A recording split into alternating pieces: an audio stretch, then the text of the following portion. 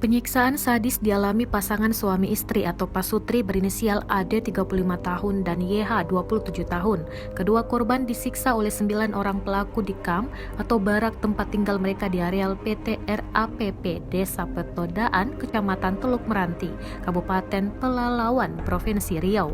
Akibat penyiksaan itu, sang istri YH tewas dengan kondisi luka yang mengenaskan, sementara AD berhasil selamat meski mengalami luka bakar.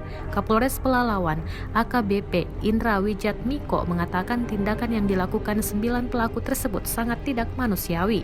Pelaku juga menggunakan api untuk menyiksa korban.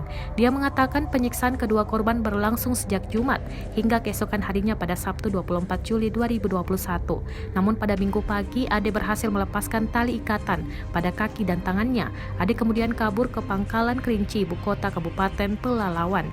Korban melaporkan kejadian itu ke Persatuan Keluarga Nias. Pada saat korban melarikan diri, para pelaku sempat mencari di sekitar kamp namun tidak menemukan. Dalam kasus ini, Satuan Reserse Kriminal atau Satreskrim Polres Pelalawan berhasil menangkap 9 orang pelaku. Pelaku terdiri dari 7 orang laki-laki berinisial ML 35 tahun, JH 22 tahun, OW 40 tahun, IL 34 tahun, BN 52 tahun, BH 36 tahun, dan JS 45 tahun.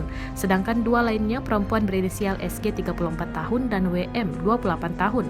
Menurut polisi, para pelaku menuduh Pasutri tersebut melakukan guna-guna terhadap anak dari salah satu pelaku berinisial OW.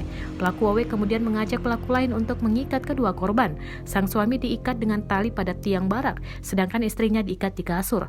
Indra mengatakan para pelaku saat ini telah ditetapkan sebagai tersangka dan ditahan di Polres Pelalawan.